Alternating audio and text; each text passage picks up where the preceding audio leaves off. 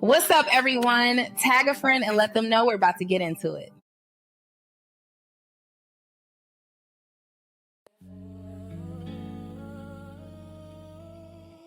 Welcome to the SpeakHer Podcast with your host, Camille Essick, the podcast where creators and innovators connect. Let's get started. The world can be a circus, ringling, watching the world spinning around, dizzy. This is the place to excel, sit down, a place to listen, a place to take in. Hi, everyone. Welcome back. I'm your co-host, Jonathan. Camille will be here shortly. Before we begin, be sure to hit that notification bell and subscribe. Keep the SpeakHer Podcast ad-free. Scan the QR code and buy me a coffee. Your support keeps us ad-free as we continue to bring you conversations impacting the community and the culture.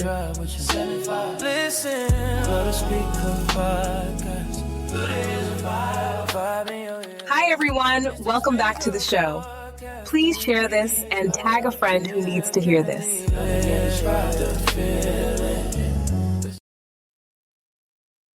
Hey, everybody. Welcome back. This is Camille Essick. I'm host of the SpeakHer Podcast.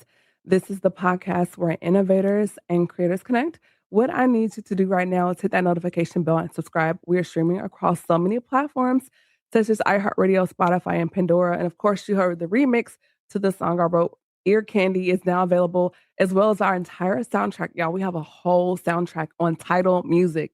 So I'm very excited about that. And we have music videos available on YouTube. So many things to come. First of all, before we get into this phenomenal guest, I met him a few years ago and he's just been great. Before I do that, I want to say thank you to everyone that has supported, subscribed, followed, shared, whatever you've done to make this podcast amazing. We are now about 100 downloads away from hitting our next milestone of 15,000 downloads across all platforms, such as iHeartRadio, Spotify, and Pandora. And I definitely want to say thank you to everyone that has made that just possible here. So without further ado, we have the one and only, the amazing, we call him the Professor Jason B. Allen. He is here. So everyone, let's welcome back Jason and just say, good to have you here. Hi, Jason. How you doing? Hello. And I love this advancement of technology and are super excited to be back on the platform in the studio with you. So thank you so much for having me. Absolutely. So those that are not familiar with who you are, just let the listeners and the viewers know a little bit about who you are and what it is that you do. I love that. So Jason B. Allen, this is my 21st year in education. I currently work for the National Parents Union as the National Director of Partnerships. We are the modern united voice of American families. We are creating and implementing positive policies. It's free to join our network. I have to do this public spiel right now. Go to nationalparentsunion.org. If you are a parent, caretaker, educator, student advocate, join our network, get the information. It's vitally important that people are connected to a network providing you with factual information, data, polling information from parents, families, caregivers, and students about what's happening in public education, economically, with health and safety. So join the National Parents Union right now. I also have the honor of being the board chair for Lily's Foundation. It's a nonprofit serving grandparents and caretakers raising school-aged children. I'm a huge advocate for grandparents and caretakers. Visit us at liliesfoundation.org. We have an amazing brunch coming up in September for Grandparents' Day. It is a national holiday, and we want you to celebrate. So that's a little bit about me. Yes, please tag me on that. I have my grandparents here. I love it. And they're just such an inspiration to me in so many ways. And so I love that. So please tag me in that, because I definitely want to share that with my people, because I want our peoples to be each other's peoples. Yes, you're right. You're right. And the last time we chatted, I was actually on your platform with the Black Men Speak Black Men, and it was the maternal health conversation. And again, thank you so much for having me and just hosting that. And I before we get into tonight, and I want to give you your flowers, because Jason, it, even though I'm not a parent, it just meant so much to me to see Black men advocating for us in the space of maternal health. I think that's important in the diaspora of medical health and resources when we see our men standing up for us, speaking for us for our health and wellness.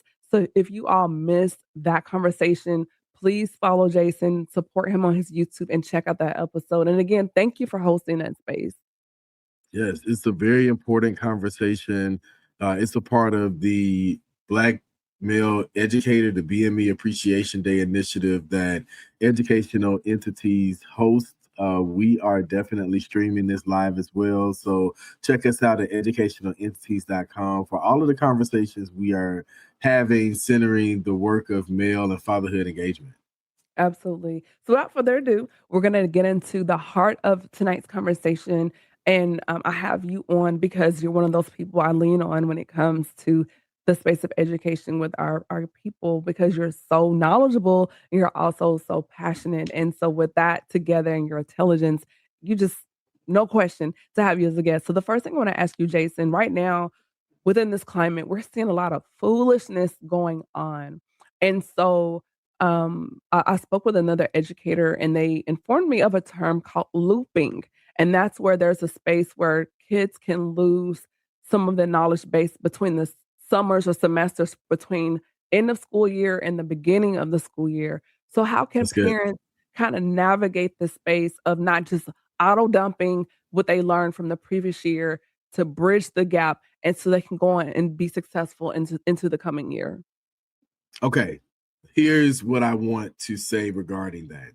Parents in public education who have children who are in schools on annual calendars where we're starting maybe before Labor Day, right around that time, and getting out of school right around this time. The summertime is vitally important. It seems like it's shrinking because by the time kids are out of summer school, you're really like 2 weeks out and it's time to go back to school. So to answer your question, here's what parents can do. Remember that education, one, starts at home. School does not provide the foundational skills needed for your child to thrive academically. Education starts at home, which means that if we remember this, we change the narrative that education is like an off and on switch. We're always learning. We're always being connected to things that are helping our minds to expand and to grow. So if parents take that approach with their children around learning, it won't be that, oh, I'm getting out of school, so I automatically get to shut my brain off and don't have to think and make, critical decisions and be engaged socially with others. So yeah, that's what I would say to that part of your question. Now, I can give you a solution and also a strategy if you're willing to hear it. Absolutely. Go ahead. So one of the things that I encourage parents to advocate for is within your maybe school district, if you have a cluster of schools, community schools, your neighborhood schools, I encourage parents to advocate for having at least one year-round school. And why is that? Because the question that you asked, that is a verified solution, that children who are able to learn year-round, they still get breaks. They actually get more frequent breaks.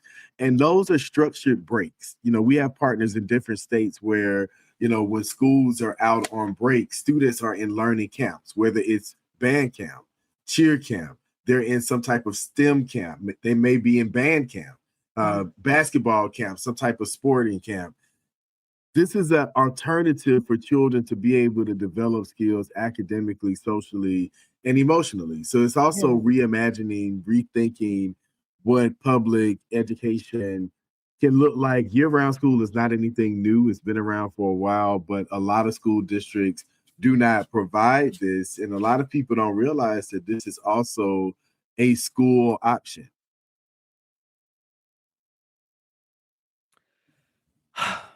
Okay. I hear you on that. But on the backside of that, just based on what I've been looking at, and maybe you can attest to this, I'm seeing more and more of our Black boys falling behind, not only just through the summer, but just during the year. And that trickles over into higher education where we're seeing the gap widening between our young Black men and young Black women crossing the stage, graduating from college. So in the scope of even that with the summer session, the breaks, what is happening to our young Black boys and Black men in the bigger scheme of things? Okay, awesome. I will say one of the things that the Black Male BME Appreciation Day movement is addressing is the teacher and educator pipeline that includes how we are connecting to Black men. So, of course, this is the SpeakHer Podcast on educational entities. I host the Speak Black Man podcast. And one of the themes that connects to this question is the pipeline, right? So how do we get more fathers, grandfathers, caretakers, men in our community engaged in education? Because education is the key to our freedom. It is the key to liberation. How do we get men to become teachers and educators? And so we have a pipeline in Georgia that I feel like is really strong. We are focusing in on early education. Many of us hear and see, the social media influencers and the TikTok reels about the literacy crisis, but a lot of people don't realize that we, even as adults, are a part of this crisis. And early education is the key to that. To answer your question, getting more men connected to being in the classroom, supporting early learning, early childhood development, we all play a role, and the teacher pipeline is key to helping us reach more Black children, not just Black boys, but it's also shown that Black girls also benefit from having Black male teachers, especially in early education. You are reading my mind because I actually was about to ask you about that, Jason. And if you are just tuning in, please be sure to hit that notification bell and subscribe. And I'm glad you brought that up because as you were talking, I was actually thinking about that.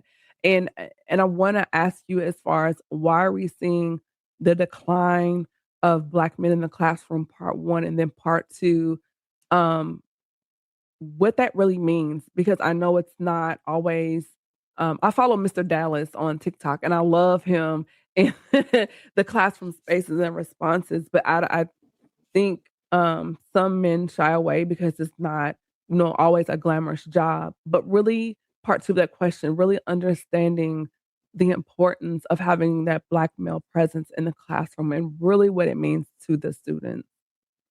Awesome. So I want to give a couple of data points for people to get connected to where you can actually get great data around this. I want to start again, National Parents Union.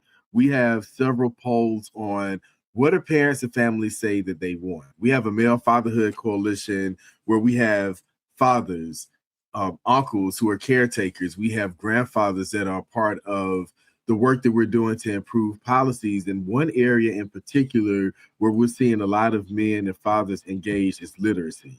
Real men read, real men teach. I want to drop the names of a couple of our partners. Curtis Valentine is leading this work nationally. Check out this brother, look up his work. Sharif El Mekki with the Center for Black Educator Development. If you want to see where there are areas of need, technology, right? That's a great area to get more young people. Let's talk about young people here because young people need economic stability. So let's talk about how can we connect them with teaching the next generation. Also, big shout out to the new remake of A Different World, which I'm hoping will inspire more young people to want to become teachers and professors, knock on wood, because it was a big inspiration for me. Let me also say that we have, organizations such as Messy Roots. Mario Javon Shaw is doing coaching for people to be able to reach people in different spaces, and educators also need coaches, which we're seeing literacy coaches and leadership coaches. So I want to, just drive the points that there are organizations that have data, that have programming. One of the things as a former classroom teacher, I would teach my former students that if you really want to, be able to tell if somebody is making impact, look to see if they have a program that has data proving their solutions to be effective.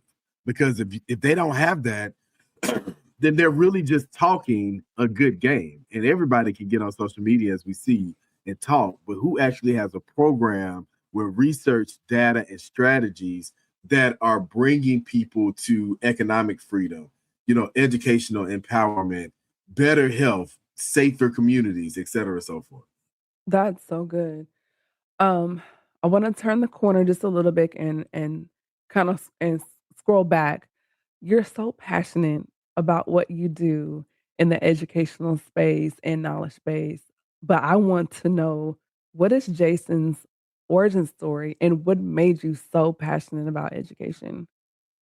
I love that. So I come from a family of educators as far back as 1865. My mom is a retired educator to make it even closer. My sister, my cousins on both sides of the family are educators all over the country, in California, Virginia, North Carolina, Ohio.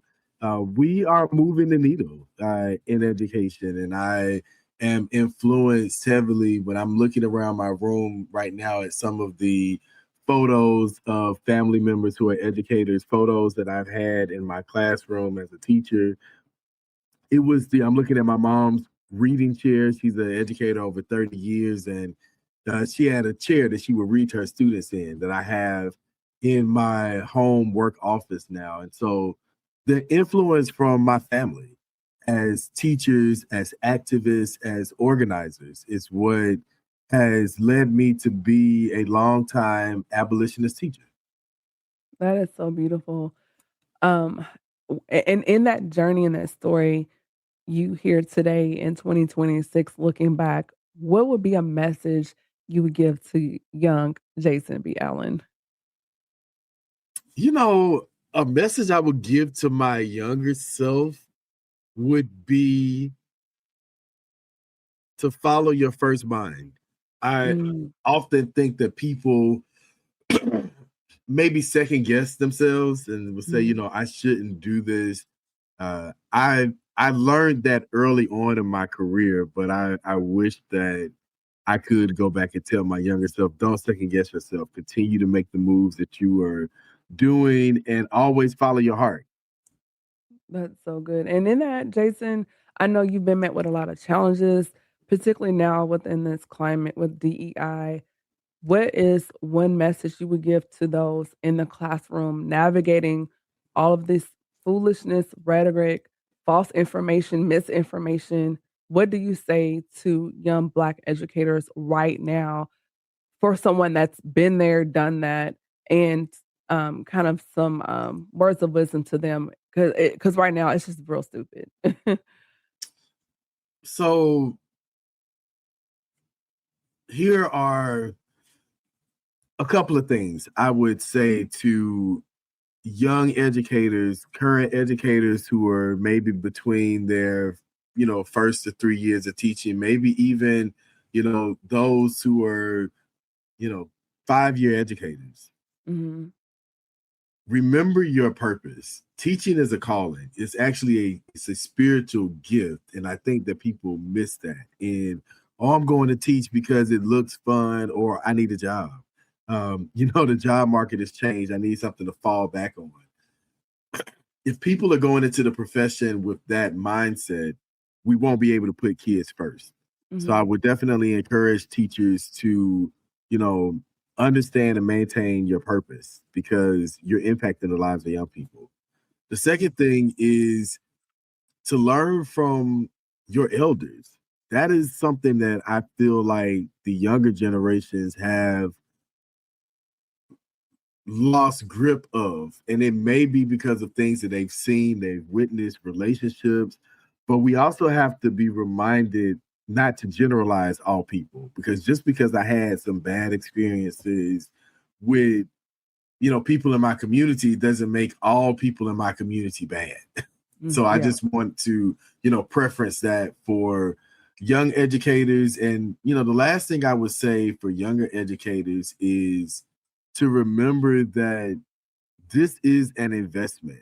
The societal issues that we are having today is because there was not a value in education. And the value of education starts with us. There are some phenomenal teachers in classrooms, whether it's private schools, public schools, charter, magnet, partner, whatever school structure. There are some amazing teachers and educators. And I do want to encourage anyone who is in the classroom to continue to do your best, learn the system, but don't let the system play you. That is so good. In the last several years, we've seen a lot of hard things in the classroom where students have been disrespectful to educators, all the way to we've seen mass shootings, and teachers are having to navigate kids dealing with food insecurities, things going on at home, bullying, cyberbullying, on top of their personal pay disparities. And so that can be a lot when you're having to weed through so many things before you're able to even reach the child for the lesson, whether if it's you're the therapist and the nurse, and then you're subbing as a parent and social worker, like, and then sometimes maybe a youth pastor. and so in those spaces, how should educators manage their mental health and wellness dealing with all that on a daily basis? Mental health is key. Let me just, say that June is Men's Mental Health Awareness Month. Brothers Brunch Foundation, go check them out. Kenneth Reddick is an amazing resource for educators, not just Black men, but, how can fathers, men balance their mental health, have conversations with their children in their communities, with their families. Great place to get resources. I want to start there and say that. If our educators and our teachers are not well, then our children and our students will not be well during school. That will also trickle down to what is happening at home and vice versa.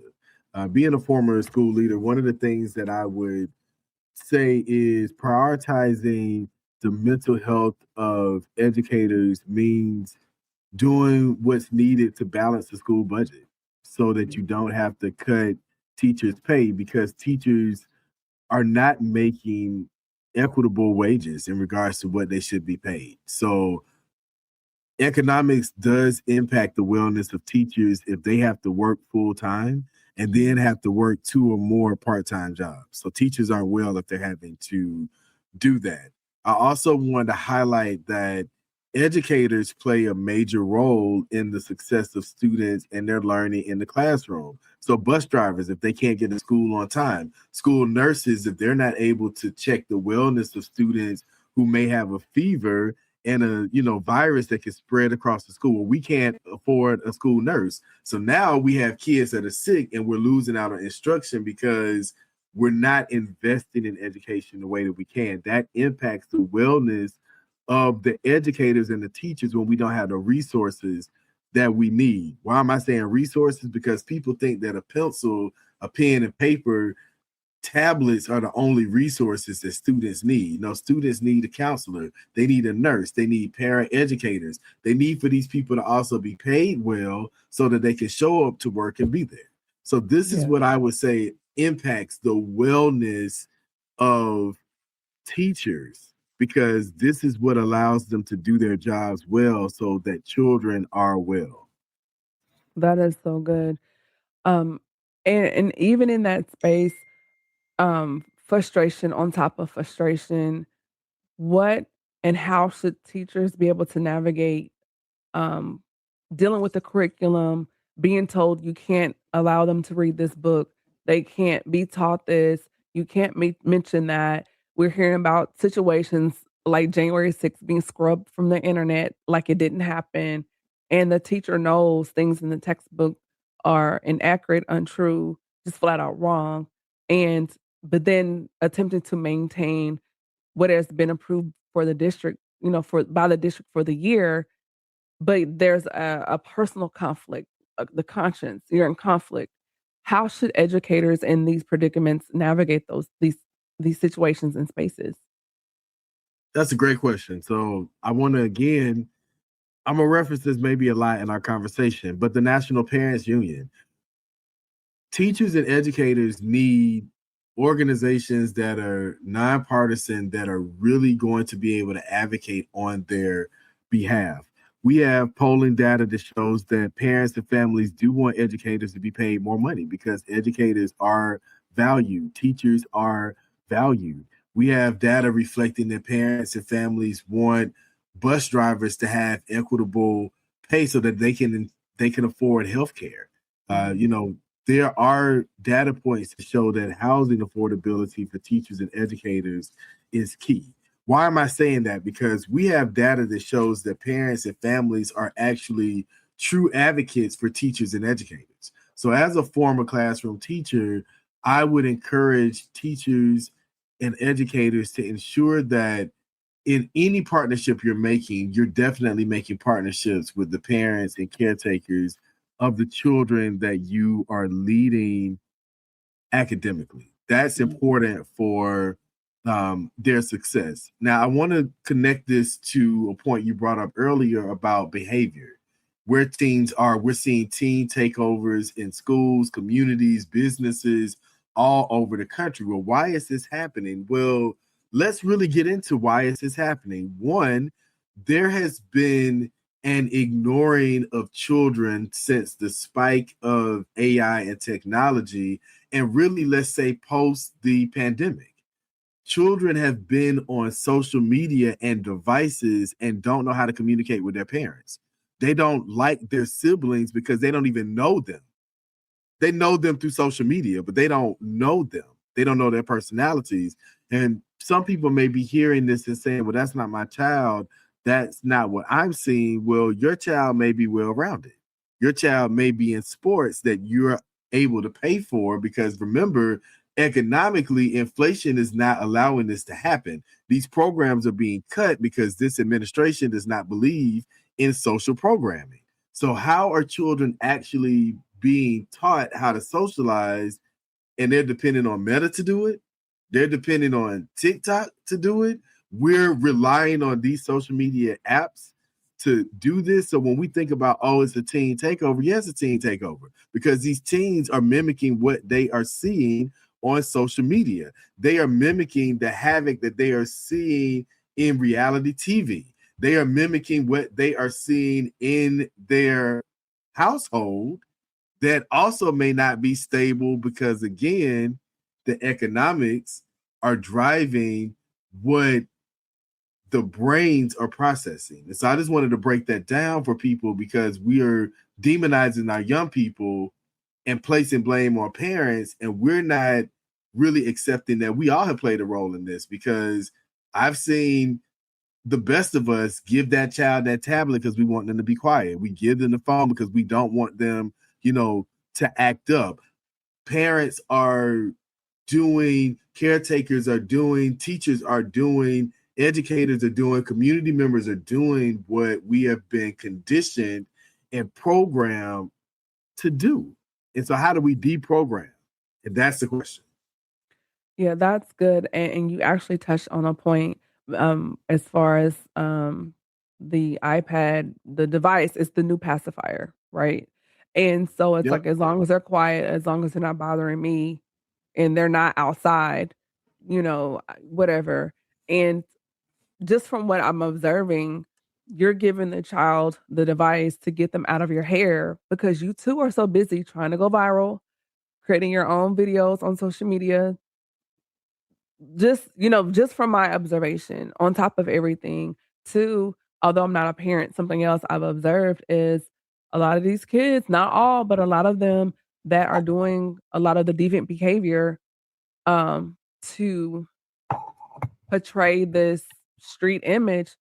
And I know one personally, and we went, I've known him since we were teenagers, from the suburbs, 2-parent household, nice family, nice home, nice community, nice neighborhood, but always hanging with, air quote, the rough crowd, trying to prove you're about that life, and got into a lot of sticky situations, and his life has gone down some different paths. And it's like, why are you even acting up like this? Like, dude, you're from the suburbs. And so what I'm noticing, a lot of these kids and the parents are rewarding them. You're getting C's and D's, but they have a flat screen in their room. They have the newest Call of Duty. They're getting all the Jordans, but you can't even pronounce the word silhouette on a postcard. That's a problem. We all play a role in this. Yeah. I look at national data. I always like to bring up data because data is collected, all over the country in various ways. Now, let's look at data around family engagement. Let's start with some pros. First of all, Fathers Incorporated has a lot of data reflecting that Black fathers are the most engaged fathers in households. We also, in Georgia, for those who live in the state of Georgia has a high number of single dads. Ladies, I don't know if that helps you out, but let me tell you that Black men in Georgia are taking care of their kids by any means necessary, and they're also fighting to make sure that they're actively engaged in their lives. We also have data that shows that Black families, amongst other families across the country, are not engaged in the church. How many churches still have Sunday school, vacation Bible school, Bible study? These were things that taught character building. So now when we see teenagers that are walking the street and they're cussing out business owners, they're in schools cussing out their teachers. Well, if they're not learning character development at home, who else would be teaching that? The church is teaching that. But if the church has closed its doors to, you had a child out of wedlock, you're gay, you're this, you're that, then again, who is responsible for teaching character building? We also lost, civic engagement, where we were making sure that when we elected a mayor, when we elected city council persons, school board members, they were making sure that everybody was receiving a free library card. People don't even go to unless you know how to use the system, they don't even know that, I could go here and get a job. I can get resources. I can get support if I am an addict or if I'm in an abusive household. So it's again, how do we deprogram people from trying to get likes on social media? Because it's not just Meta. Trying to get likes, trying to get followers on social media platforms, trying to get money because now I'm trying to monetize what I'm doing on social media apps, and losing human connection and also losing the ability to connect to reality. Yes, absolutely. And not all churches are closed because mine is open and thriving, and we are definitely touching Atlanta in so many ways. But I've even heard young people say, with the whole dreadlock situation, and I'm not attacking hairstyle, but just for context, a parent was on social media and was saying like, my son is always wearing his locks and they're over his face and I can't see him. And his response was, I don't want people looking me in the eye. I don't want to look at people in their eyes. So I wear my hair over my face so I don't have to look at people and then they can't look me in the eye. And to me, that signaled so many different things, because what are you going to do if you decide to go to the military, or what do you do if you decide to go to college, or what if you decide to start a business, or you have to deal with people and your response is, I don't want people to look me in the eye. And I just see that now on the psychology end, coming out of COVID-19 and this generation of technology, very interesting if we were to do a case study on this generation and follow them over the next 10, 20, 30 years, what will happen to them within their age group, what will happen as a society with communication, because you and I, we come from a different time when it comes to communication and talking. Like I came from the give me a note, check me, do you like me, check yes, no, or maybe, and so to see what's happening with our youth, and not all, but it's just seeing, it looks like a social tsunami that is headed this way, and it's just very alarming. And then when you look how that's going to relate and translate in the space of education, what is really happening here? Yeah, I mean, again, centering our slogan with the National Parents Union is putting kids first. And there's so much happening in our society. We have a report called The Attack on American Childhood. And looking at mental health and wellness, you have kids that 5 or 6 years ago, they had parents that were married, that were thriving in their jobs. Now their parents are divorced or separated because mom and dad have lost their jobs economically. It's a strain. Now you went from being able to have access to good food, fresh food, healthy foods to, eating kind of like junk food, right? And it's kind of like eating the things that you see people joking about on,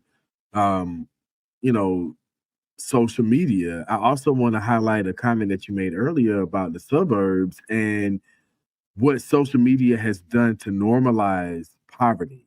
People have now taken the videos of families who were posting their experiences with having to, shower at Planet Fitness because they've lost their homes, but they still have to go to work. They have to go to school. They have to still be present and visible. People have now made that a trend. Everything is a trend. Everything is a, for a like, for a follow, for the instant gratification. And we've lost the true connection almost to what does it mean to be connected to humans in relationship? Yeah. I mean, it also makes someone not discerning to when the situation is authentic, when it's real. And also it desensitizes to those in those situations, um, and makes it normal. And that part is scary as well. I was driving in from work from the office yesterday, and here it was pouring down. And so to get to the interstate, I have to drive down this particular street to get to the interstate. And on the street, there are two shelters, one on both ends of the street, one for women and children, and the other for men, a couple blocks down. And this man could have been our father, our grandfather, uncle, right? And in the pouring rain, he, for whatever reason, was disoriented, and he's literally in the middle of the street during rush hour in the rain. And you could see him trying to figure out, like, I'm in this street. He couldn't even, he did not have the cognitive ability in that moment to think, I need to get out of the street and get on the sidewalk. And it took him a few minutes to get, and he was an older Black man. And of course, there are people, many of them that don't look like us, annoyed, like, oh my God, this guy, I'm just trying to get home. And in my heart, and I could see him coming down the street. And I was like, Lord, just give him the mind to move. I pray that nobody hits him. And it just really, and then by the time I got to him, it's like you could see something click in his face, and he was able to go like, okay, I need to get out the street. And he had all his only thing he had, his belongings, and he got out of the way. You could see people just like, "Ugh, finally." But I was just like, man, that's somebody's father, brother, uncle, and to think he did not have the capacity with himself. I mean, he was a grown man, but in his face, that childlike moment to not think, get myself out of the way in the rain. You could see him hobbling along. And I'm just like, man, look at all these people that did not have the compassion for his situation. How did he even get here? And it's just as a society, it's becoming so normal. And I'm just like, But, I want to stay in this moment because when you think about things that we see on television shows like Law and Order, and people are, abused or taken advantage of, they may become disoriented.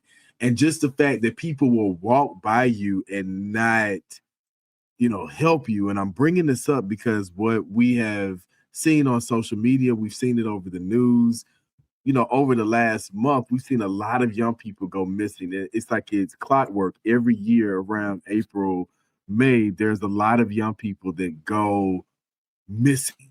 And, I always wonder how some of them who unfortunately are found, in wooded areas, in areas where it was like, oh, I was maybe trying to get home, walking from the store, walking from Camp Creek Marketplace, and maybe I became disoriented.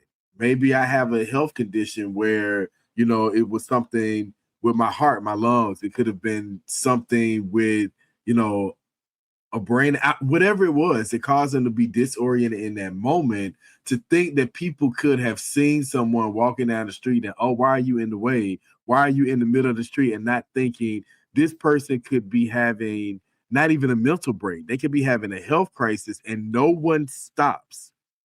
I wanted to just draw that point that no one stops to help. And that should scare us in a society where no one can care about somebody being in crisis because we are so in the moment of I'm busy. We're everybody is so busy thinking about kids who don't have someone that's engaged with them because they're neglected, because I'm giving you a tablet, a phone, give you a game. Why are we so consumed with busyness that we don't have time to be compassionate to humans? Yeah. And where that facility is located is specifically for men. And there are usually a lot of men up and down that street. So I could see as a woman not getting out, but there were a lot of grown, well-abled men that just drove by him okay, you don't want to get wet, but you can go home and dry your clothes and change your clothes into something warm and clean and dry, right? And so many men that looked like him did not stop and say, hey man, let's get you out of the street. Nothing. Because clearly something is wrong. We know that it's raining. So why would somebody, A, in the rain, right? B, in traffic where cars are moving, be walking down this road in the rain with vehicles? See two different dynamics, right, that would speak to our mind. Let's not even make this spiritual. That would speak to our mind logic to say, hey, something is wrong here on a whole nother level spiritually. What you mentioned, that should also click for people, but maybe it doesn't. But spiritually, something should click and say, wait a minute. Mm-hmm. Not only is it raining, not only are vehicles passing by, but this person is disoriented. They are in danger. I'm hoping that they're able to gather something in their mind to be able to get to a safe place. Spiritually, that also was a missing piece because people didn't even spiritually pick up that this person is in danger. I may not physically be able to help, but what can I do to shift the atmosphere, sing and pray something? So it speaks to where we are as a society. Absolutely. Due to the sake of time, we do need to put a pin in this, but I want to bring you back because there are just so many facets and layers to this conversation, and we cannot just do it all in just one short sitting. And that's why you continue to come back. So before we do that, just one more thing. Before we wrap up, what are your key takeaways from our conversation, and where can our listeners find you on social media? Awesome. I love that. So educationalentities.com is where you can find me and get connected. Yes, I would definitely say go to Educational Entities, get connected to the YouTube channel. Lots of surprises this year that are coming up, including the 7th season of the Speak Black Man podcast, and also getting ready for the BME 2027 celebration. So we'll be doing nominations for our top 27 voices to follow in 2027, as well as the Georgia Teacher of the Year, Educator of the Year, father, grandfather, etc., so forth. It all is going to be on educationalentities.com. And I would say that the biggest takeaway from this conversation is have balance. Utilize technology, AI, for the resource and tool that it is, but remember to take that time to pop up and visit your loved ones, call them, pick up the phone, take time to be in the park, pick up a book and read it. If you are in Georgia or the metro Atlanta area, I want to say the Barnes & Noble's bookstore is going out of business. The big bookstore on Cobb Parkway is going out of business. So go get you some books, coloring books, crossword puzzles. I'm also going to throw this out. It's get ready to be the summertime. Takeaway from this is to touch some grass, get connected, be connected, get a kite, get a scooter, go swimming. It's also good for your heart. Now, but most importantly, spend time away from your devices, and it gives you a whole different perspective on your work, your outlook in life, your focus, and also your human connections. That is so good. Jason, I just really appreciate you stopping by. Thank you again for your wisdom, quick-witted, intelligent, funny, hilarious, so many things. And just Thank always, you. even when I meet you in person, just always so kind. So, and that's not always the case, particularly in this side, just people just being nice. It doesn't cost anything to be nice. So thank you for just It being a nice doesn't. person.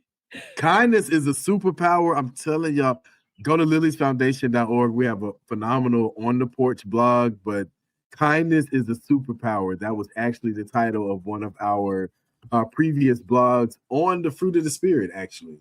And Wow. kindness is a superpower. So I appreciate you highlighting that and mentioning that. Oh, wow. Thank you. And just Be one nice. thing, yes, be nice. About the bookstore, do you know the last date of the closing of the? I want to say they said it's August 15th, so you have up to August to get there. Okay. So, start midsummer. It'll be closing in August. It's going to become a gas station. What? We need books. That's what the I don't get- community is saying. We do need books. We also had a Black-owned bookstore that closed after 35 years or more in Wow. Greenbrier. So make sure you support Black authors. I'm also an author. Make sure you support us. Yes. Go online. There are some amazing bookstores.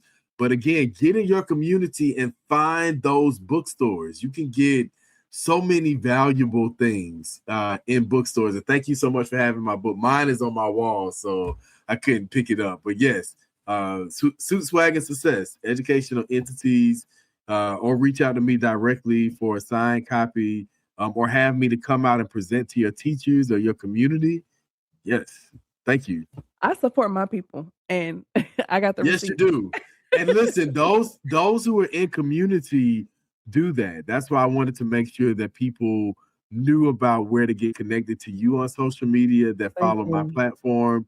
Anyone who knows me knows that I'm a connector, and I love connecting people because that's how our ancestors thrive. And if we aren't doing it, we're not setting up our future generations to be connected and to be able to find success within each other. So, yes. Absolutely. Well, everybody, that is another episode of the SpeakHer Podcast. Tune in next week. The amazing Adelia Johnson, she's going to be here, and we're going to have an amazing conversation. So be sure to hit that notification bell and subscribe. Thank you again, Jason. Y'all be blessed. Be safe. Good night. Wow, what a conversation. I hope you got something from tonight's episode. If you missed tonight's convo, no worries. Just catch the replay on YouTube and be sure to like, share, and subscribe.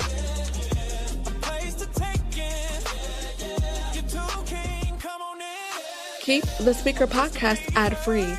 Scan the QR code and buy me a coffee.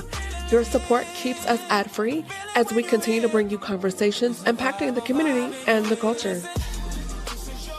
Thank you for tuning in to another episode of the SpeakHer Podcast. Be sure to follow Camille on Instagram at camille.essick, Facebook at the SpeakHer Podcast, or www.camilleessick.com. It's the SpeakHer Podcast. Can we be your ear candy? Nothing can describe the feeling.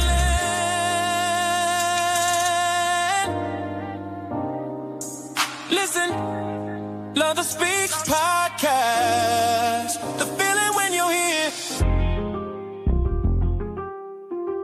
There's a vibe in your ear.